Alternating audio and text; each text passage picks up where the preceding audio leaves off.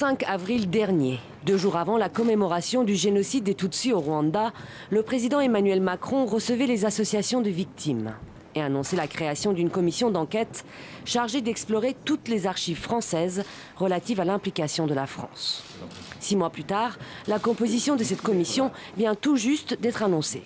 C'est 5 ans effectivement de politique française et pour traiter d'archives publiques françaises sur une politique au plus haut niveau, je veux dire président de la République, Premier ministre, ministre de la Défense, des Affaires étrangères, forces armées, il faut des spécialistes de l'histoire contemporaine, des archives publiques et aussi, effectivement, des spécialistes, comme je l'ai dit, des génocides, des spécialistes du droit.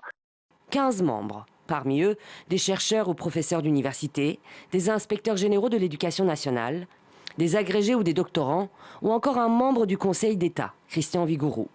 Mais pas de spécialistes du génocide des Tutsis au Rwanda, ni du Rwanda, ni de l'Afrique des Grands Lacs, ni des interventions militaires françaises en Afrique.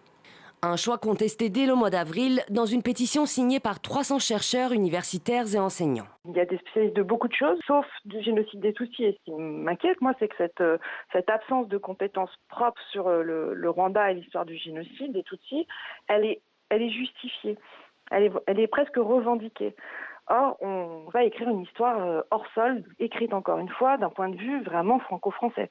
Si on ne connaît pas très bien l'histoire politique rwandaise, l'histoire militaire rwandaise, alors je ne vois pas très bien comment est-ce qu'on peut interpréter les archives d'un seul point de vue.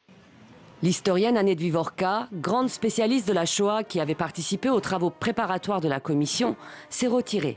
Faute de temps, précise le président de la commission, qui assure toutefois l'accès à toutes les archives, y compris les archives classifiées. Le rapport de la commission est attendu pour fin mars 2021.